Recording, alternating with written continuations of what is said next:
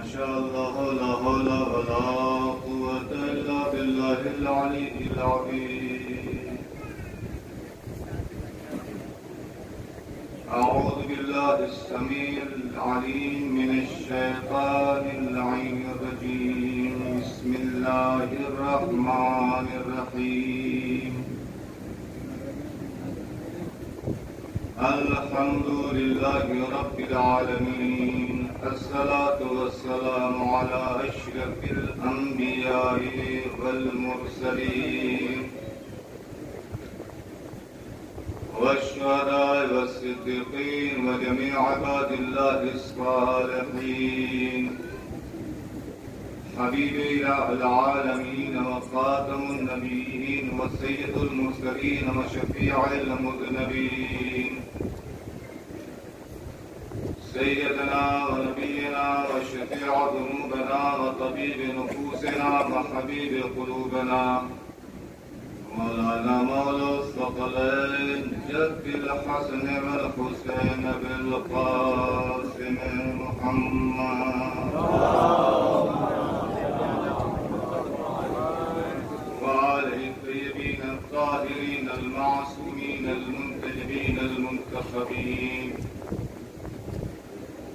أما بعد فقد قال رب سبحانه وتعالى في القرآن الكريم. بسم الله الرحمن الرحيم.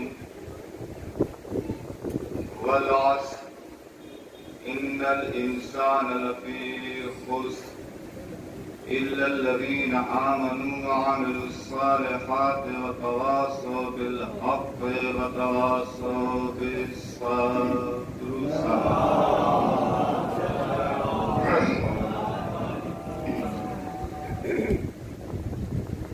صاحبان ایمان اور معزز سامعین کرام اور ہمداران سید شہداء، دعائے فاطمہ زہرا سلام اللہ علیہا،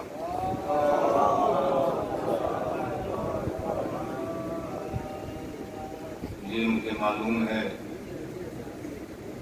یہ بستی و بستی ہے جو علماء اور طالب حضرات سے بول گئے اور ترخیص ہے.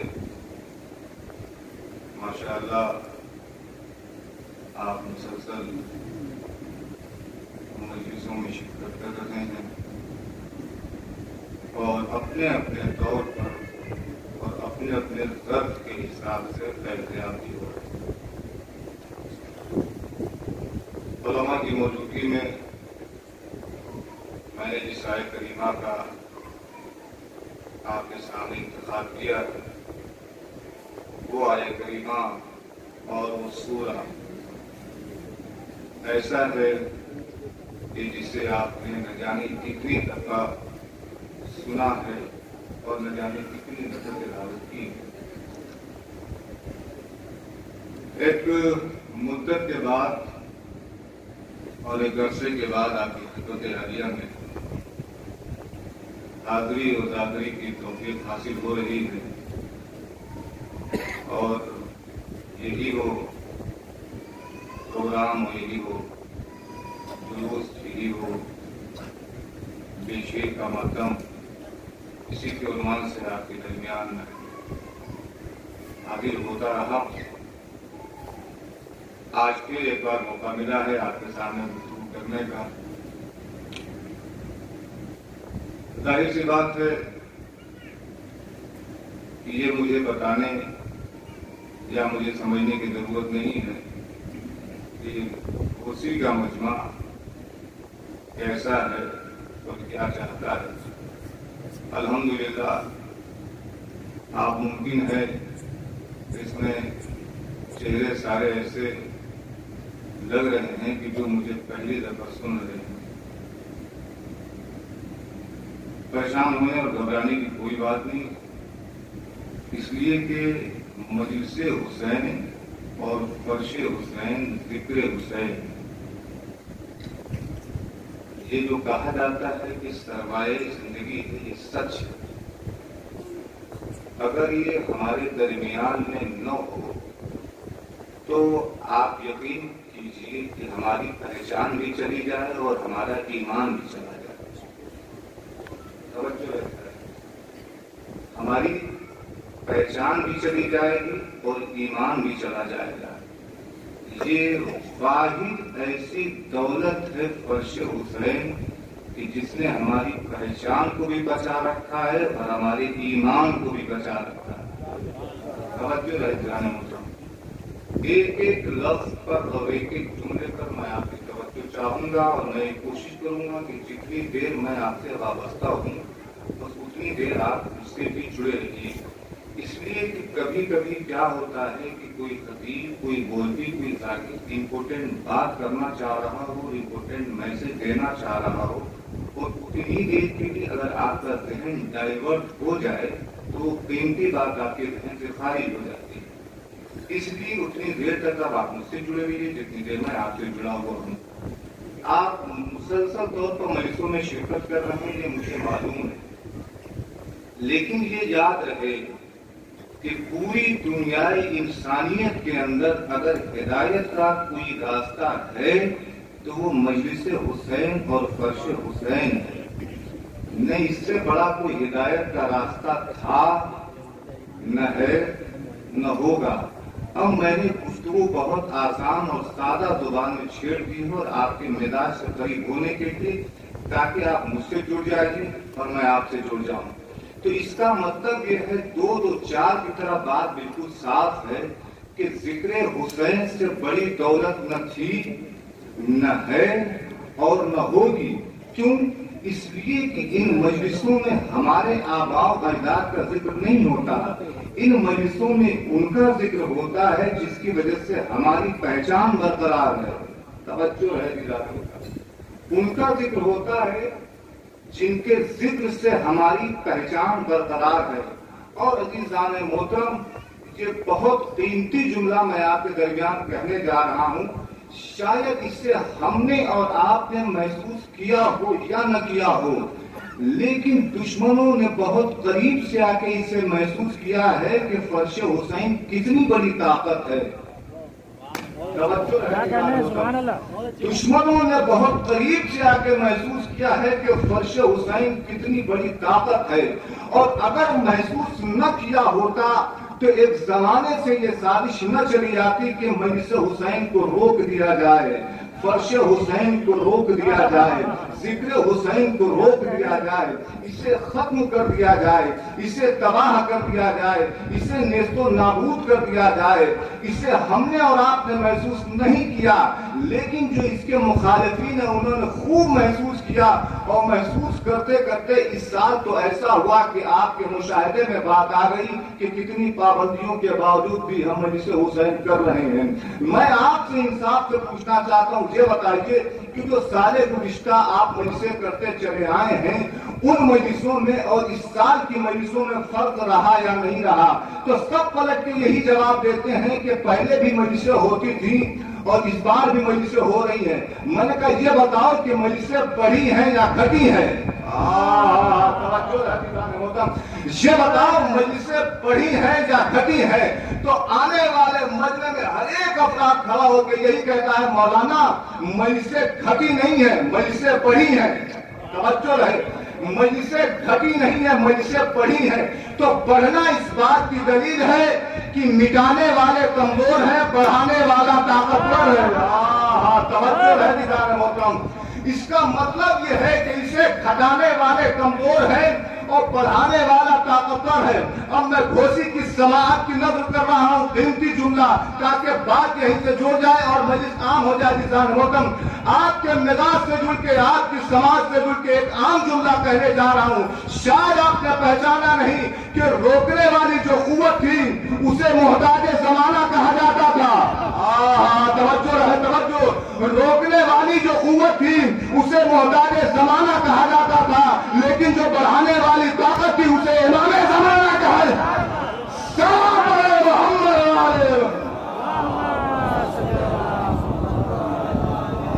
دیکھیے بھیا، میں بالکل صاف سا بتا دوں کہ اس طریقے کی اسٹیج پر بیٹھ کے جب مجلسیں ہوتی ہیں، مولانا صاحب تشریف فرما، انہیں خوب معلوم ہے کہ جب عوام میں اور امام میں تھوڑی سی دوری ہوتی ہے تو دشواری پیدا ہو جاتی ہے.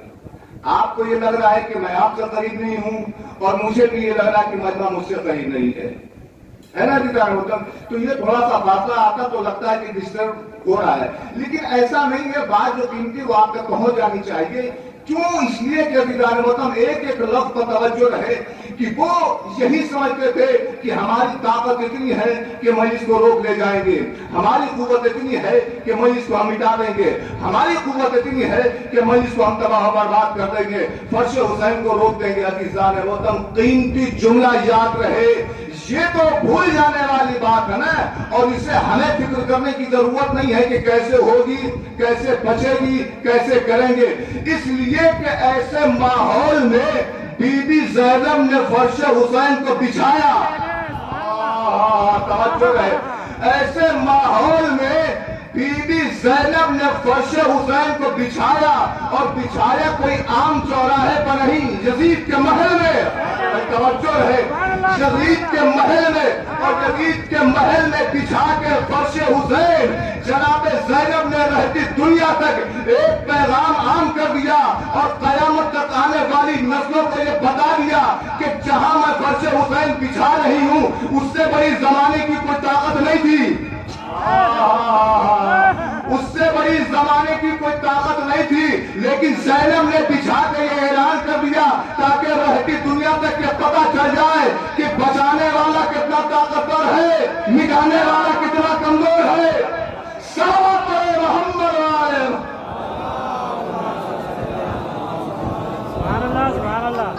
عزیزان محترم مجلس حسین، ذکر حسین، فرش حسین، عظمت حسین، ذکر حسین، اس کی افادیت اور اس کی ویلو کو، اس کی قیمت کو سمجھیے.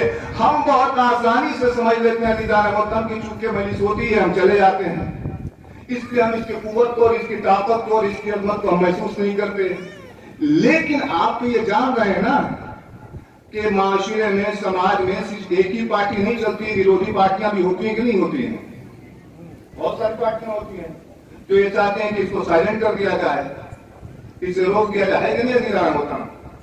چونکہ وہ اس کی طاقت کو محسوس کر رہی ہوتی ہیں، وہ اسے جان رہی ہوتی ہیں، وہ اسے سمجھ رہی ہوتی ہیں.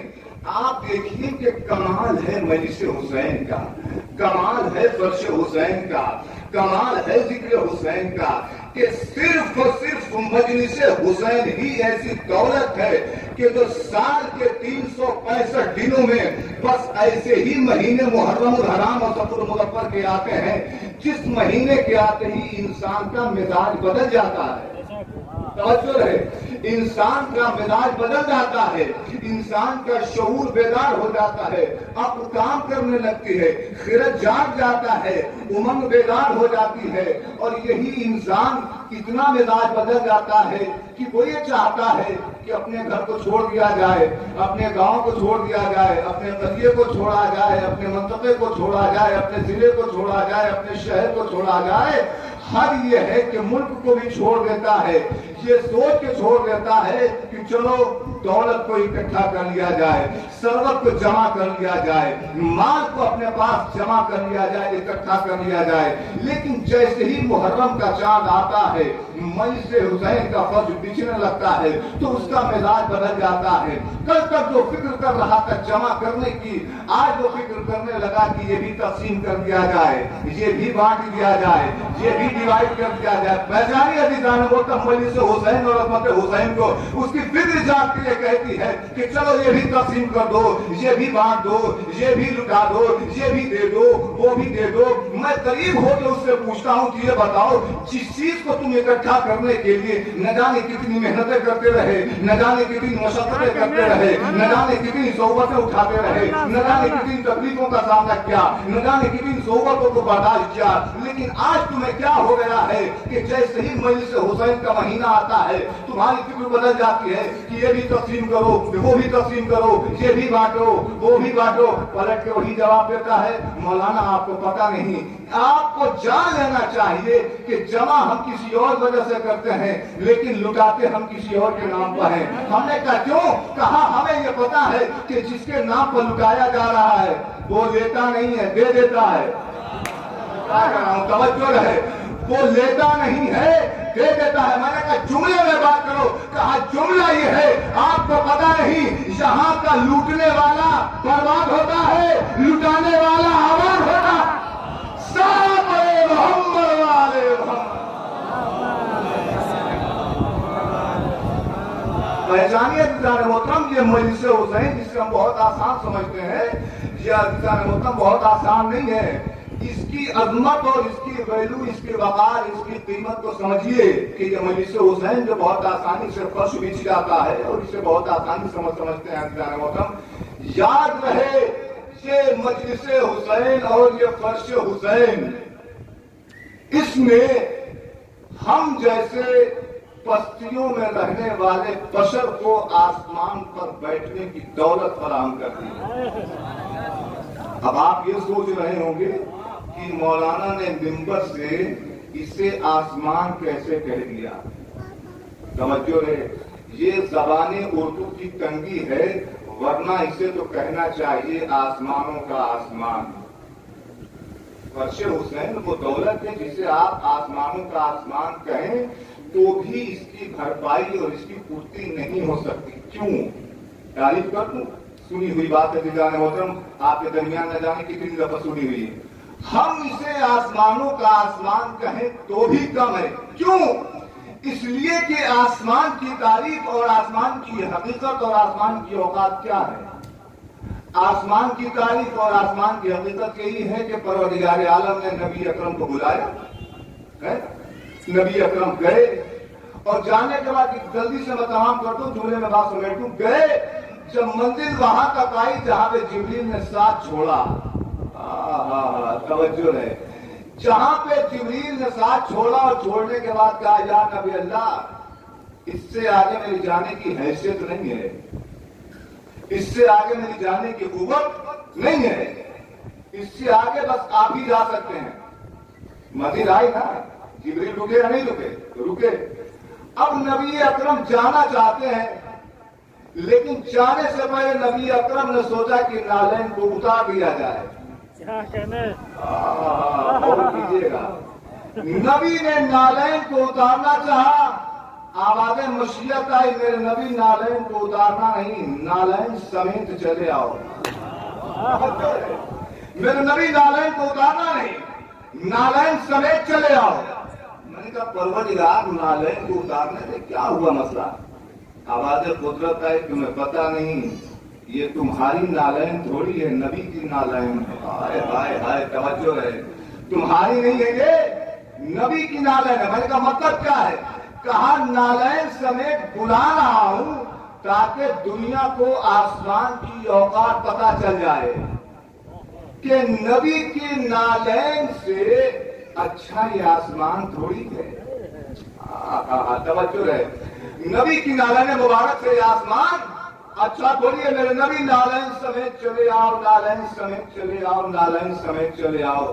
نبی نالین سمیت گئے یا نہیں گئے؟ سارے مجمع میں آئے ہوئے افراد یہ کہتے ہیں نالین سمیت گئے. اس کا مطلب یہ ہے کہ عقیدہ ہے مجلس حسین کے عنوان سے کہ جب بھی فرش حسین رشتہ ہے اس کے اندر تشریف آوری ہوتی ہے. اس کا مطلب یہ ہے کہ نبی وہاں بھی جاتے ہیں, نبی یہاں بھی آتے ہیں. توجہ رہے, نبی وہاں بھی جاتے ہیں اور نبی یہاں بھی آتے ہیں. بس فرق یہ ہے کہ وہاں نالین سمیت جاتے ہیں اور یہاں نالین اتار کے آتے ہیں. اب ہوا نا آسمان سے اچھا ہو گیا نا فرش حسین. اب آگے کا جملہ سنیے, رب دے رہا ہوں عزیزان محترم. اس کا مطلب یہ ہوا کہ پروردگار عالم نے نبی اکرم کو نالین سمیت بلایا اور بلا کے یہ بتایا کہ نبی کی نالین کی عظمت کیا ہے. میں جبریل سے قریب ہو کے کہتا ہوں, جبریل سب جا رہے ہیں, جب نبی کی نالین جا رہی ہے تو تم بھی چلے جاؤ. جبریل نے مسکرا کے آواز دی, دیکھو میں ہوں ملک لیکن میں اپنی اوقات جانتا ہوں. توجہ ہے, میں ملک ضرور ہوں لیکن میں اپنی اوقات جانتا ہوں. میں نے کہا اوقات کیا ہے؟ کہا اس سے اگر آگے میرے قدم بڑھ جائیں تو بالوں پر میرے جل جائیں. میں اپنی اوقات جانتا ہوں. اس کا مطلب یہ ہے کہ جب معصوم ملک جبریل جیسا نبی کے نالین کی برابری نہیں کرتا تو یہ امتی نبی کے نورین کی کیا برابری کریں گے؟ صلوات محمد علیہ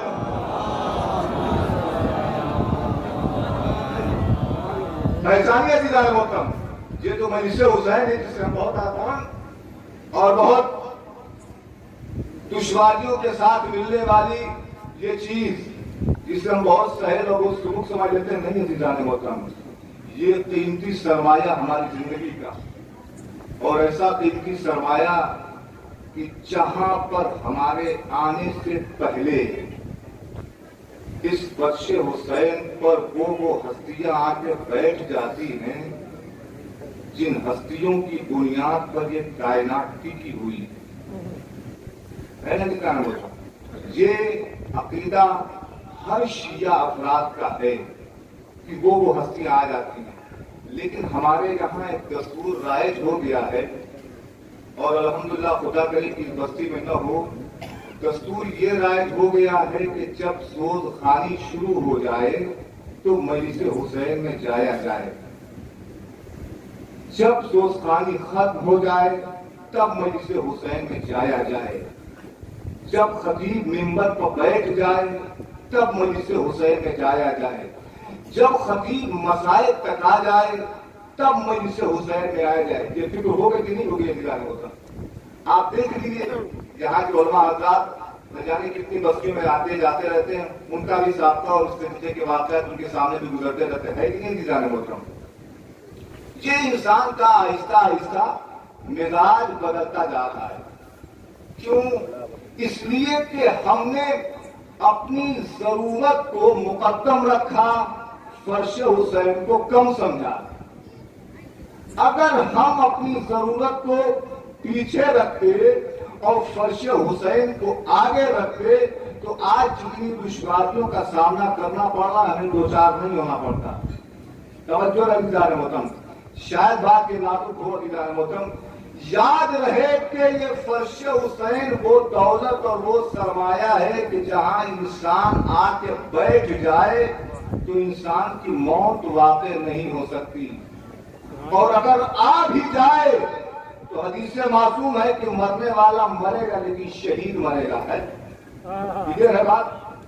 اس لیے میں نے جلدی سے ایکسپلین کر دیا کہ ابھی بہت سارے حادثے آپ کو سننے میں آئے ہیں کہ مجلس کے اندر ہو گئے، خطیب چلے گئے، شاعر چلے گئے، نوے خان بہت سارے، لیکن میں نے جلدی سے کہا اس بات کو اس لیے تاکہ آپ کے عقیدے میں کمزوری نہ آنے پائے کہ جو آ کے اگر مر بھی گیا تو اس کی موت وہ موت نہیں ہے، اس شہادت کی موت ہے۔ اور اس سے بڑی ہماری زندگی کے لیے سعادت کیا ہو سکتی ہے کہ ہم فرش حسین کو ہوں اور ہمیں موت آ رہی ہو۔ توجہ رہی ہوتا ہمیں موت آ رہی ہو۔ یاد رہے کہ جہاں پر یہ شخصیتیں موجود ہوتی ہیں وہاں پر موت کا تصور بھی نہیں کیا جاتا۔ کیوں نہیں کیا جاتا؟ اس لیے کہ اس فرش پہ وہ بیوی آ کے بیٹھتی ہے کہ جس کا موت پر بھی اختیار ہے، حیات پر بھی اختیار ہے۔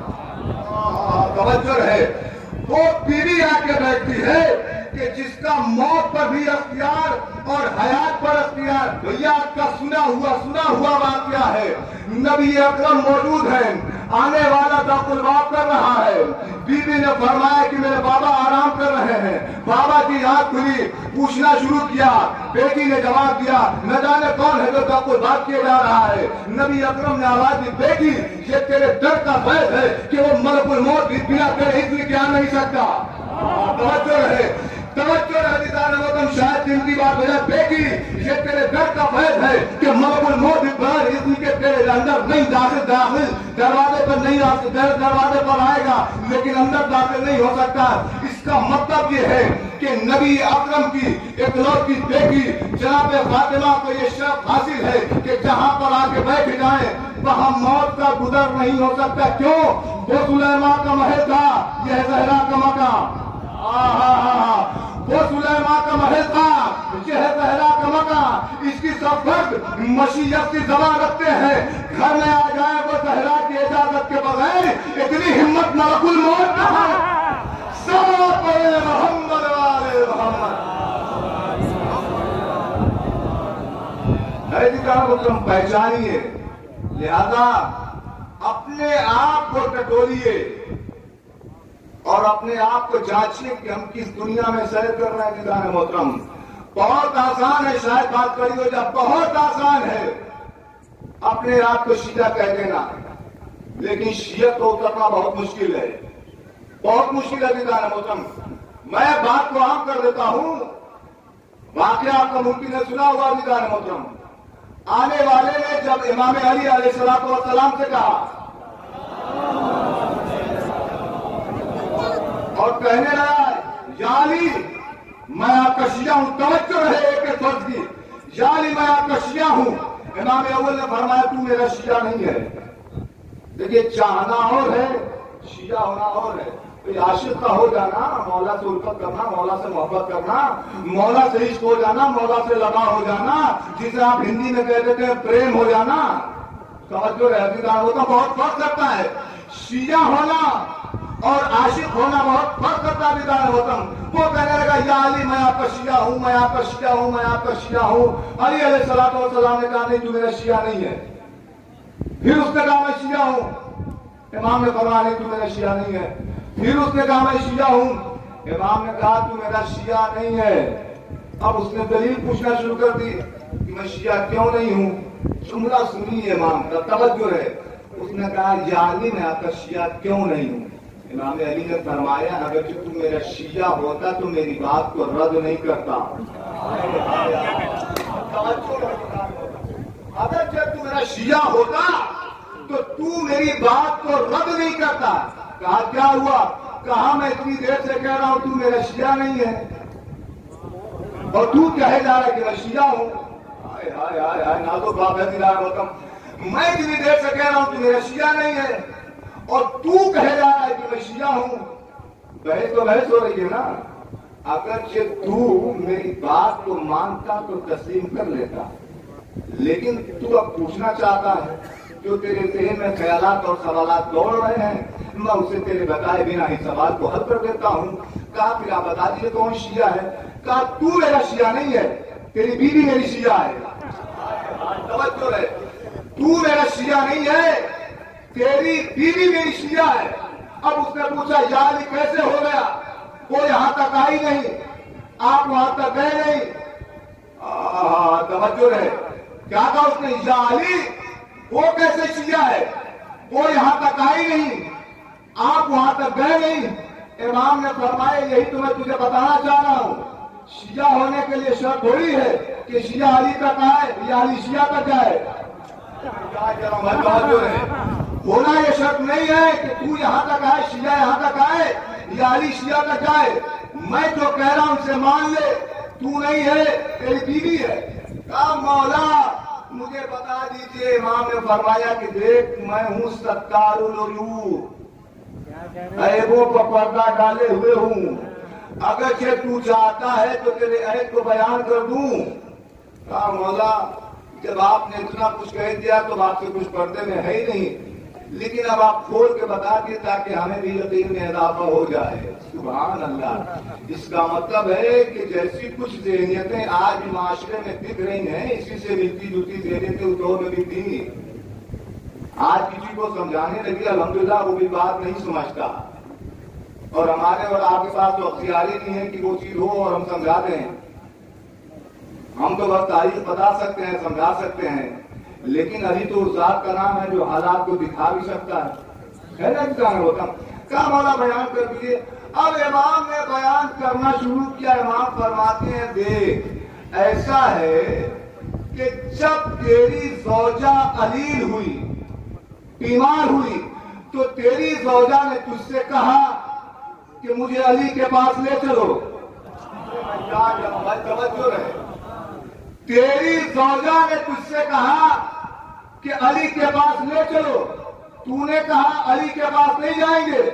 ज़ौजा ने कहा फिर कहा तू बीमार है, तेरा इलाज अली नहीं करेंगे, तेरा इलाज तबीब करेगा। तवज्जो है, लेकिन तेरी ज़ौजा ये कहती रही कि जो तबीबों को हुकूमत करता है उसे अली कहते हैं। लेकिन तुम्हारा नहीं, तू ये कहता रहा कि تیرے مرض کا علاج، تیری بیماری کا علاج، تیرے غم کا علاج، تیرے دکھ کا علاج، تیرے درد کا علاج، تیرے جسمانی امراض جتنے ہیں سب کا علاج طبیب کر ڈالے گا، ڈاکٹر کر ڈالے گا، حکیم کر ڈالیں گے۔ تو یہ سوچ کے اپنی زوجہ کو لے کے جاتا رہا، حکیم علاج کرتے رہے، ڈاکٹر دیکھتے رہے، طبیب دوا دیتے رہے، لیکن جب مرض بڑھ گیا، جب عروج پر پہنچا ہے اور ڈاکٹروں نے کہہ دیا کہ اب ہم لا علاج ہیں، ہمارے بس میں نہیں ہے کہ ہم اس کا علاج کریں، طبیب نے اپنی پڑھائی لکھائی کے بوریے بستر کو بند کر دیا یہ کہہ کے کہ میرے بس میں علاج نہیں ہے۔ جب سب نے انکار کر دیا تب تو نے کہا کہ علی کے پاس چلو۔ توجہ رہے، جب سب نے انکار کر دیا تب تو نے کہا کہ علی کے پاس چلو۔ جب تو نے اپنی زوجہ کے اس کلمے کو سنا تو زوجہ نے پلٹ کے تجھ سے یہ کہا تھا نا کہ میں تو تجھ سے پہلے ہی کہہ رہی تھی کہ علی کے پاس چلو۔ ارے بھائی کیا کہہ رہا ہوں، میں نے تجھ سے پہلی فرصت میں کہا تھا نا کہ علی کے پاس چلو، تو نے علی کو چھوڑ دیا تھا، کبھی کو کا گیا تھا۔ اب انہوں نے جب لا علاج گھوشت کر دیا ہے، انہوں نے کہہ دیا کہ تیرا علاج ہو نہیں سکتا، تب تیری نیت بدلی کہ اب چلو علی کو چیک کر لیں۔ تو علی کو چیک کرنے کے لیے آیا نا، اب بتا جو میں یہ بتا رہا ہوں کیا سچ ہے؟ اس نے کہا یا علی اب تو سچ ہے، جو کچھ آپ نے بتایا ہے سچ ہے۔ امام نے فرمایا دیکھ میں نے کہا تھا تو میرے شیعہ نہیں، تیری توجہ میری شیعہ آتے ہوئے اتنا ہوتا۔ شیعہ ہونے کے سبب امام نے فرمایا کہ تو چاہ تیری بیوی کو شفا ہو گئی۔ توجہ رہے، جملہ آ گیا آپ کی سماعت کی نظر کرنے جا رہا ہوں۔ چاہ تیری بیوی کو شیعہ ہو گئی۔ اب وہ طلب کے کہتا ہے مولا جب میری بیوی کو شفا ہو گئی تو دوا کہاں ہے؟ توجہ رہے، دوا کہاں ہے؟ امام نے فرمایا یہی تو میں تجھے سمجھا رہا ہوں کہ تو میرا شیعہ نہیں ہے، تیری زوجہ شیعہ ہے، تو مجھ سے اب بھی دوا مانگتا ہے۔ توجہ رہے، تو مجھ سے اب بھی دوا مانگتا ہے، یاد رکھ ہم تجھے بتانا یہ چاہتے ہیں کہ جو دوا دیتے ہیں وہ شفا نہیں دیتے، جو شفا دیتے ہیں وہ دوا ہے۔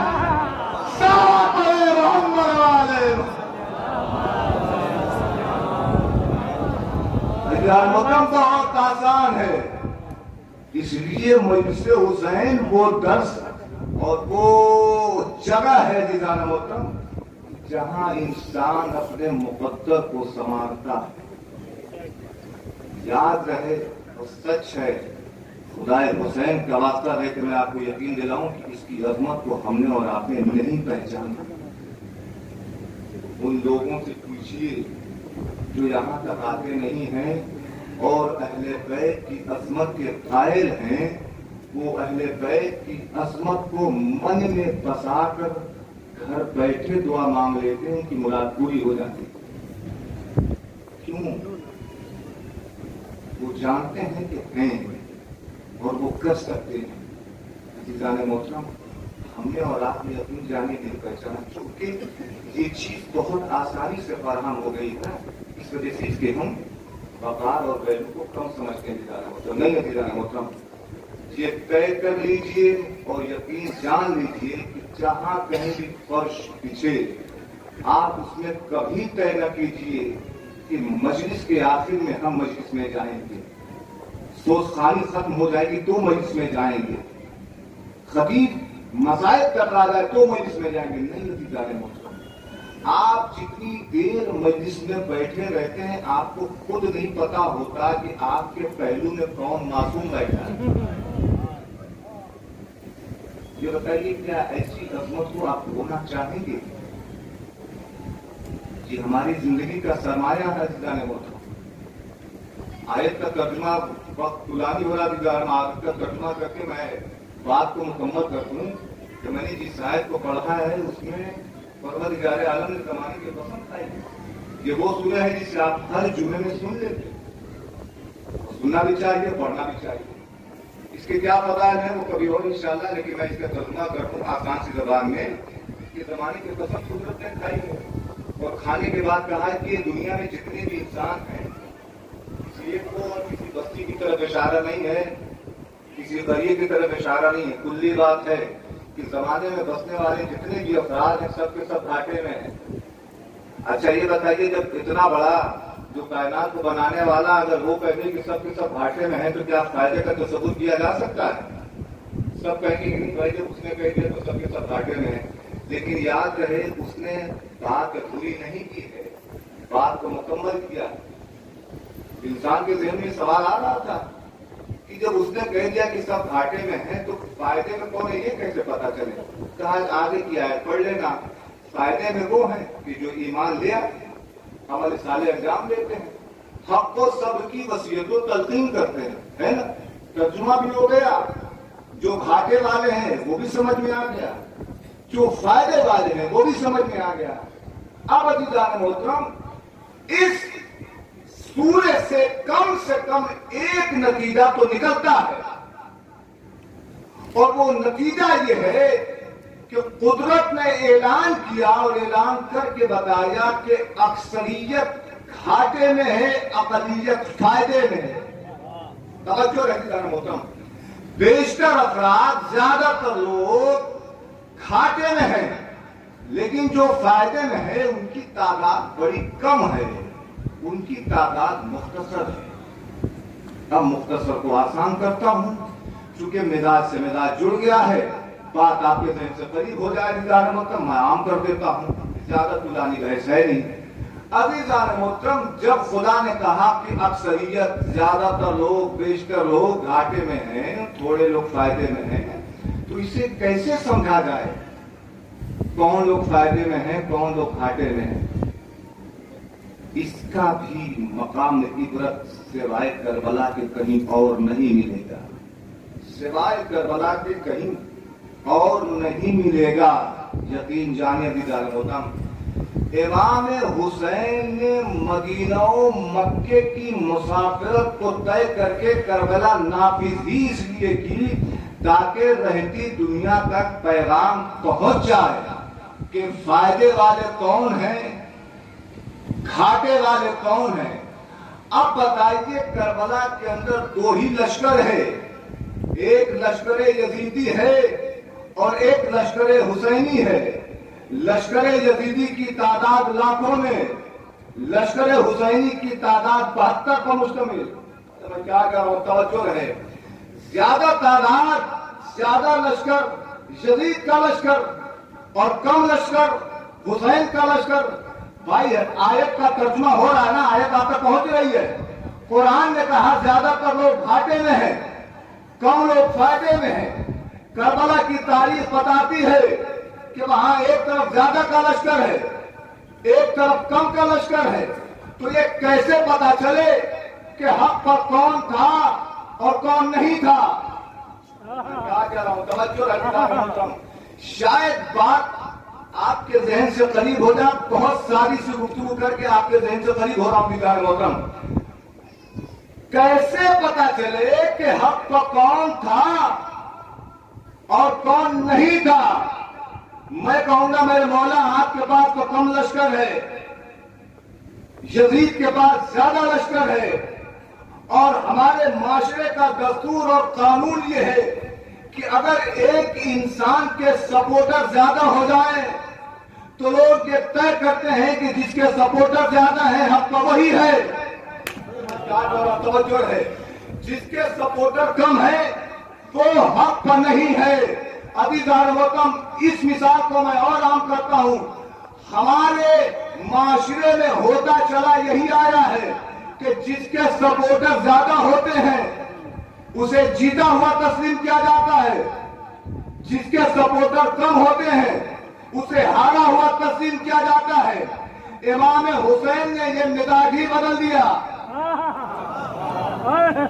توجہ ہے عزیزان محترم, امام حسین نے یہ مزاج ہی بدل دیا اور رہتی دنیا تک یہ فیصلہ کر دیا کہ کبھی بھی شکست اور جیت کا فیصلہ تعداد پہ نہ کرنا. توجہ ہے, تعداد پہ نہ کرنا. ہمارے کا کیا پتا چلے کہ حق پر کون ہے اور حق پر کون نہیں ہے؟ इमाम हुसैन ने कहा कि तुम ये जानना चाहते हो कि कौन हक पर है कौन हक पर नहीं है, तो सुबह आशूरा आने दो। तवज्जो है, सुबह आशूरा आने दो, फिर पता चल जाएगा कौन हक पर है कौन हक पर नहीं है। जब सुबह आशूरा आई तो मैंने कहा मेरे मौला हुसैन बताइए तो सही हक पर कौन है। कहा ये देखो मेरी तरफ से कोई जाता है या उधर से कोई आता है। अब जो नजरों ने देखा तो क्या देखा कि यजीद के लश्कर से एक शख्सियत निकली जिसे हुर कहा जाता है। वो निकला और निकल के हुसैन की तरफ आया। मैंने कहा हुर तूने आके बताया क्या? हुर ने कहा मैं आके यही तो बताना चाहता हूं कि हक वाला कौन है। तवज्जो है, मैं आके यही तो समझाना चाहता हूं कि हक वाला कौन है और हक वाला कौन नहीं है। इमाम हुसैन की तरफ हुर ने आके रहती दुनिया तक एक पैगाम दिया और समझाया कि कल तक जहां मैं था वो लानतुल्लाह की बस्ती थी। तवज्जो है, कल तक मैं जहां था वो लानतुल्लाह की बस्ती थी। मैं हुर से करीब होकर कहता हूं ए हुर, तुझे पता है कि तू जहां से आ रहा है वहां चैन है, इत्मीनान है, सुकून है, आसाइश है, दौलत है, तेरी मर्जी की हुकूमत है। लेकिन तू जहां आ रहा है यहाँ भूख है, प्यास है, शिद्दत है, मुसीबत है, परेशानी है, सऊबत है। इन सारी चीजों के बावजूद तू इधर क्यों चला आ रहा है? होना उधर चाहिए ना कि जिधर आसाइश है। तो हुर ने पलट के आवाज दी कि मैं आसाइशों में था, लेकिन आसाइशों में होने के बावजूद भी अपने को जहन्नमी मानता था। मैं इतनी आसाइशों में होने के बावजूद भी अपने आप को जहन्नमी तस्लीम कर रहा था। लेकिन जब मैं मुसीबतों में गिरफ्तार हुआ तो मैंने अपने आप को तस्लीम किया कि आसाइशें मुझे जन्नत तक नहीं ले जाएंगी, मुसीबत ही मुझे जन्नत तक पहुंचाएगी। तवज्जो है दीदार मोहतरम, इन सारी मुसीबतों को तय किया जनाबे हुर ने, और हुर ने तय करके एक पैगाम दिया और ये समझाया रहती दुनिया तक कि अगर मैं उधर रहता तो कयामत तक मुझ पर लानत बरसती। तवज्जो है दीदार मोहतरम, अगर मैं उधर रहता तो कयामत तक मुझ पर लानत बरसती। मैंने सोचा कि कयामत तक रहती दुनिया तक मुझ पे रहमत बरसे। मैंने यजीद को छोड़ा, हुसैन के दामन से मुतमस्सिक हो गया। इसका मतलब यह है कि कायनात के अंदर एक ही दर है जो आपको लानतुल्लाह की बस्ती से निकाल कर रहमतुल्लाह की बस्ती तक ला सकता है, और वो दर है दरे अहले बैत, वो दर है दरे पंजतन पाक, वो दर है मोहम्मद वाले मोहम्मद का दर। कभी अपने ऊपर नाज न कीजिएगा दीदार मोहतरम कि हम मजलिसों में जाते हैं तो हमारी वजह से अदादारी होती है, हमारी वजह से अदादारी का वकार बरकरार नहीं है दीदार मोहतरम। अदादारी की वजह से हमारा वकार बरकरार, हम अदादारी की वजह से जिंदा है, हमारी वजह से अदादारी जिंदा नहीं है दीदार मोहतरम। इसलिए अपने जहन और अपने उलझे हुए ख्यालात को मजलिस हुसैन में आके सुलझाने की कोशिश कीजिए और ये तय कीजिए कि जिंदगी का जो सरमाया है कि मजलिस हुसैन की आपको मंजिलें में ला सकता है। मुहर्रमुल हराम का महीना हमारे दरमियान आया, रुखसत हो गया और आहिस्ता आहिस्ता फर्श हुसैन हमसे रुखसत हो रहा है। आप सोचिए और गौर कीजिए कि जब भी मुहर्रम का चांद नमदार होता है हम ये सोचते हैं कि हम मजलिसों में जाएंगे, हम मजलिसों में शिरकत करेंगे। लेकिन जब फलक के माह मुहर्रम का चांद नमदार होता है तो मासूम का घराना कितना परेशान है। जब जैनब चांद को देखती है तो तड़प जाती है, उन्हें कुछ चांद को देखती है तो अश्बार हो जाती है, उन्हें फरवल चांद को देखती है तो अपने सीने पर हाथ मार के कहती है कि मेरा कासिम। उम्मे लैला जब शाम को देखती हैं तड़प जाती हैं कि मेरा ये पर है ना, हमारे लिए बड़ा आसान होता है तो मसाइल का सुन लेना, वो गिरिया कर लेना। लेकिन जो करबला के अंदर तारीख रकम करने वाली शक्ति चली गई और हमारे दरमियान से रुखसत हो गई, आपने कभी सोचा और किया कि उनको कितनी मसाइलों के पहाड़ टूट जरा अगर आपको कोई हमला के सिवाय हमें हासिल अदादारों मातमदारों कभी रोने में रोने में कोताही, रोने में कभी रोने में कभी न शर्माई, दाएं बाएं देख के न रोइए। बस आपको अगर रोना है तो ये सोच के रोइए कि फर्श पर बीवी बैठी हुई कह रही है लाओ आंसू लाओ आंसू लाओ आंसू। अदादारों मातमदारों, आप इस कमसिन मुजाहिद का, नन्हे अली अकबर का, उस शेरखार का, उस पेशगी का मातम करना है जो शोहदा की फहरिस्त में सबसे कमसिन जरूर था पर सबसे अजीम था, सबसे वजनी था, जिसका बस इतना था कि हुसैन का कदम लड़खड़ाने लगे। कभी आगे कदम बढ़ते, कभी पीछे आता, कभी आगे बढ़ता, कभी पीछे आता। अदादारों, आप रोज़े आशुरा अमल करते हैं ना, अमल में एक ही जुमला निकलता है आपकी जुबान से, इन्ना लिल्लाहि व इन्ना इलैहि राजिऊन, रिज़न बिक़ज़ाइहि व तस्लीमन लिमन। आप अदा करते हैं ना। मैं आपको छोड़ के मौला हुसैन पूछता हूँ, मेरे मौला आपने जनाजा यज़्ज़त का उठाया, लेकिन आपने ज़बान से एक ही दफ़ा कहा इन्ना लिल्लाहि। अल्लाह अकबर, जज़ाकुमुल्लाह जज़ाकुमुल्लाह। मौला हुसैन, आपने कासिम के लाशे को टुकड़ों में उठाया, लेकिन ज़बान से एक ही दफ़ा निकल रहा था इन्ना लिल्लाहि। और मोहम्मद के लाशे तो करीब के इन्ना लिल्लाहि पढ़ा। ये मेरे मौला, मैं आपसे सवाल तो नहीं कर सकता, मैं आपसे इतनी बात जरूर कहूँगा कि इस शेरखार में कितना वजन था कि आपको आगे बढ़ रहे हैं तो इन्ना लिल्लाहि, पीछे हट रहे हैं तो इन्ना लिल्लाहि, इतना वजनी लाशा था। अज़ादारों, इमाम हुसैन फरमाते हैं कि मैं इन्ना लिल्लाहि पढ़ के ये सोच रहा था कि जब खैमे के दर पे जाऊंगा बीबियां पूछेंगी तो हुसैन जवाब क्या देगा। मेरी माँ बहने यहाँ का तशरीफ फरमा है, खुदा रोने वालों को आवाज़े गिरिया पर रहमत नाज़िल करे। मैं उन माओं और बहनों से कहूँगा जिनकी गोदियों में शेरखार, जिनकी गोदियों में बच्चे हैं। अदादारों, सच यही है कि मैं मसाइल बहुत पुरानी ही पढ़ता हूँ और मसाइल की रिवायतें भी बहुत कम नकल करता हूँ, लेकिन मैं आपको हसासी जुमला आपको याद दिला दूँ, आपके गिरने के लिए काफी होगा।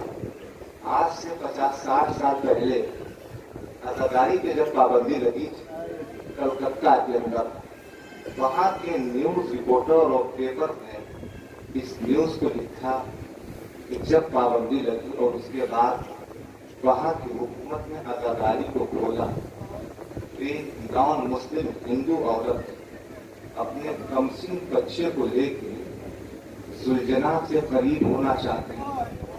वहाँ के सिपाहियों ने उसे रोका ये कहके कि तुम अंदर दाखिल न होना, वरना मुमकिन है कि फसाद हो जाए। उसने पलट के कहा कि मुझे मालूम है कि जिनका हम मनाते हुए फसाद नहीं करते, ये आगे वाले का इस्तेमाल करते हैं। लेकिन वहाँ के सिपाही डर रहे थे। इतने में एक अज़ादार पहुंचा, उसने पूछा क्या बात है। उसने सारा वाक़या बयान किया। सिपाही से कहा कि हम तुम्हें कहते हैं जमानत देके कि इसे आने दो। अब मंजर सुन लीजिएगा, मसाइल आगे बढ़ रहे हैं। अज़ादारों, जब उस औरत को परमिशन मिली, वो सुलझना के करीब सिपाहियों का लश्कर देख रहा था कि ये औरत करेगी क्या। उसने अपने थैले से दूध की बोतल निकाली और सुलझना के पैरों पर डालना शुरू किया। जज़ाकुमुल्लाह जज़ाकुमुल्लाह। अल्लाह को कोई गम न दे सिवाय तुम्हें आले मोहम्मद के। जज़ाकुमुल्लाह जज़ाकुमुल्लाह। बड़ी चीज मानती रहे। सृजना के कदमों पर डालना शुरू किया। डालते डालते अब उसने एक कारनामा अंजाम दिया। सिपाही सारे खड़े देख रहे हैं। जब दूध की बोतल खोल के उसने सृजना के पैरों पर डाला और दूध जमीन पर बहने लगा, तो उसने अपने मासूम बच्चे को जमीन पर लेटा दिया और दूध उठाकर अपने हाथों से लम्स करके सृजना के पैरों का बोसा देके उसके गले पर रखने लगे। सिपाहियों ने उससे इस माजरे को पूछा। औरत ने पलट के आवाज दी, तुम्हें पता नहीं, मैंने ऐसा इसलिए किया कि मैंने सुना है कि हुसैन का एक कमसिन बच्चा था, पानी मांग रहा। अल्लाह जाने आपने कहां तक एहसास किया, आप जाने आपका एहसास जाने। मैं हुसैन को बताना चाहती हूँ, ये हुसैन, अगर मैं होती पानी का मुतालबा होता तो मैं पानी न देती, दूध देती। इसलिए कि कमसिन बच्चा था, शीरसार बच्चा था, मासूम बच्चा था। मैं तो ताज्जुब में हूं कि कैसे उस गले के ऊपर तीरों की बारिश हो गई। जज़ाकुमुल्लाह, जज़ाकुमुल्लाह। अल्लाह को कोई हम न दे सिवाय हमें आलम हो। अदादारों रिवायत से करीब होकर मैं इसको तमाम करता हूँ। इमाम हुसैन की आवाज आपने सुनी, कितनी दफा हर मुहर्रम में सुनते हैं, सालों साल सुनते हैं, एक ही आवाज है हुसैन की। मेरी कोई मदद करने वाला है? आप देखिए कि किस आलम गुर्बत में हुसैन मदद का मुतालबा कर रहे हैं। कोई है जो मेरी मदद करने वाला है? मैं तुमसे ये मौला हुसैन, आप ये मदद पहले मांगते तो इमाम हुसैन ने पलट के आवाज दी, मैं पहले कैसे मांगता, मेरा अब्बास जिंदा था। जज़ाकुमुल्लाह, जज़ाकुमुल्लाह। मेरा अब्बास जिंदा था, मैं कैसे मदद मांगता। अब अली असगर ने आवाज को सुना, झूले से जमीन पर आ गए। अदादार रिवायत ये कहती है, इस वसीयत को किसी ने समझा हो या न समझा हो, लेकिन हुसैन खैमे के दर पे आते कहते हैं, ए बहन लाओ अली असगर को दे दो। मैं फलसफे को समझ गया, अली असगर मैदान मक्का तक जाना चाहता है। इमाम हुसैन ने लिया, मैदान मक्का की तरफ जाना चाहते हैं। तेरे बाप आगे बढ़ते कहते हैं, ये मेरे वक्त की बारिश, बच्चे को ले जाएगी, ले जा सकते, लेकिन अगर हो सके तो कुछ देर के लिए मुझे पास दे दीजिए। बहुत आहिस्ता, बहुत आराम से मसाए कर लो दिया बच्चे को। जनाबे अली असगर को जनाबे रबाब ने ये कहा, बेटा तुझे पता है ना खैमे में पानी नहीं है। रिवायतें सब आपकी सुनी हुई है, बेटा अली असगर तुझे पता, मैं सब बात और सारे मसाइल की बस एक जुमला कहूंगा। जनाबे अली असगर से रबाब फरमाती है, बेटा अली असगर तुझे पता है मैदान में जो भी गया है उसने अपने बाप को शर्मिंदा नहीं किया, मुझे शर्मिंदा नहीं करना, मुझे रोज़े मैशा सुरखरू होना है। देखो मुझे पता है असगर तेरा सिन बहुत छोटा, लेकिन तुम अपने बाबा को बचा लेना। अदादारों कह के जनाबे ने असगर को हवाले किया, मैदान तक लेके आए और लेने के बाद हुसैन कहते हैं, देखो तुम्हारी नजर में मैं कसूरवार हूँ, बच्चा तो नहीं है, बच्चे को पानी पिला। रिवायत आपकी सुनी ना दादा, पानी के बदले क्या चला, तीर चला। बड़े ठंडे दिल से और दिल बहार से सुनिएगा। ये मंजर वो मंजर होता है खुदा किसकी सामने ऐसा मंजर न लाए जो हुसैन अपने लाल जैसा के सामने नजर है। ईरान के वाकये में एक वाकया उलमा ने बयान किया कि एक ड्राइवर अपनी गाड़ी को लेकर के अपनी मंजिल तक जा रहा था कि उसकी गाड़ी ऐसे मकाम पर खराब हुई कि जहां कोई लिफ्ट देने वाला नहीं था। वाकया तुलानी है, लेकिन मैं एहसास की बुनियाद पर उसके कुछ जुमले पढ़ के मसाइल को रख देके तनाव कर दूंगा। जब उसकी गाड़ी ऐसे मकान खराब हुई तो उसने गाड़ी से अपने आप को बाहर निकाला اور لگا لفٹ مانگنے کی کوئی گاڑی کو روک دے اور لفٹ دے دے تاکہ میری گاڑی صحیح ہو جائے، میں گاڑی کو لے کے آگے بڑھ جاؤں۔ عزاداروں علماء بیان کرتے ہیں اس کو کہ وہ لفٹ مانگتے مانگتے تھک گیا، گاڑی ایسے مقام پر خراب تھی کہ کوئی لفٹ دینے کے لیے تیار نہیں تھا۔ اب اس نے جب دیکھا کہ کوئی لفٹ نہیں دے رہا ہے تو جلدی سے اس نے اپنی گاڑی کے گیٹ کو کھولا اور اپنے معصوم بچے کو ہاتھوں پر لے لیا۔ اللہ اکبر! معصوم بچے کو ہاتھوں پر لینا تھا اور لے کے سامنے جو اس نے پیش کیا، چلتی ہوئی گاڑیاں رکنے لگی اور رک رک کے یہ کہنے لگی، بھائی کیا بات، بھائی کیا بات ہے، بھائی کیا بات ہے، جزاکم اللہ جزاکم اللہ۔ میری بات سمجھ میں نہیں آتی کہ حسین پانی مانگ رہے تھے اور یہ کہہ رہے تھے فوجی آتا تیری نظر میں حسین خطاوار ہے، علی اکبر تو خطاوار نہیں ہے، لے اسے پانی پلا دو۔ لیکن روایت بتاتے کہ حسین نے کمسین کو زمین پر لٹایا، کوئی پانی پلانے کے لیے آگے نہ بڑھا۔ حسین نے آگے بڑھ کے علی اکبر کو اٹھا کے کہا، اے بیٹا تو حجت خدا کا فرزند ہے، اپنی حجت کو تمام کر دے۔ زبان کو پھیرا، فوج آقا میں تلاطم برپا ہو گیا۔ آواز مجھے ہرملا کہاں ہے، ساری روایت کو میں نے چھوڑ دیا۔ ایک منزل وہ بھی آئی کہ ہرملا کا تیر چلا، علی اکبر کی گردن پر لگا، حسین کے بازو میں بے بس ہو گیا۔ امام حسین نے تیر کو نکالنا چاہا، علی اکبر کی گردن اٹھنے لگی۔ امام حسین طرف کے کہتے اے بیٹا علی اکبر، کیا تو اپنے بابا کا امتحان لے رہا ہے؟ علی اکبر طرف کے کہتے بابا میں امتحان لینا نہیں چاہ رہا ہوں، میں یہ دیکھنا چاہ رہا ہوں کہ علی اکبر آپ کو بچا پایا یا نہیں بچا پایا۔ جزاکم اللہ جزاکم اللہ کو کوئی غم کے سوائے غم آل محمد کے بخشند جملے ہم اس کو تمام کر رہا ہوں۔ بابا علی اکبر یہ دیکھنا چاہتا ہے آپ کو بچا پایا یا نہیں بچا پایا۔ ارے بابا اگر ایسی بات ہے تیر کو نکال لیجئے، علی اکبر وہ بھی نہ کرے گا۔ تیر نکلا، علی اکبر شہید ہو گئے، لیکن شہید ہونے سے پہلے ایک جملہ کا، اے بابا جب خیمے میں لے جانا میری ماں سوال کرے، میری اماں سے کہہ دینا بابا کو بچانے کی کوشش کی تھی، اماں مجھے معاف کرنا، گردن چھوٹی تھی تیر بڑا تھا۔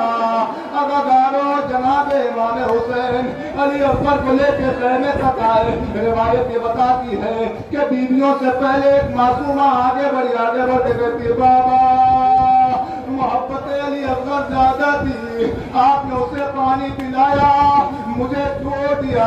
روایت یہ بتاتی ہے مقتل نے لکھا کہ حسین نے کوئی جواب نہ دیا، بس ابا کے دامن کو الٹا، ابا کے دامن کو الٹنا تھا کہ سکینہ پیچھے ہٹی، طرف کے کہتے بابا کیا اس جیسے بچے بھی نہیں کیے جاتے ہیں؟ ایک دفعہ خیمے میں آواز گونجی، اے میرے والیوں والے وہ کیسے رحیم تھے کہ میرے بچے پر رحم نہیں آیا۔ یا بنیا ہم اس لوگ انہر، اے بیٹا علی اکبر کیا کچھ جیسے بچے بھی نہیں کیے جائے۔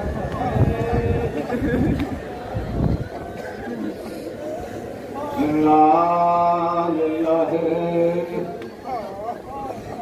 وَإِنَّا إِلَيْهِ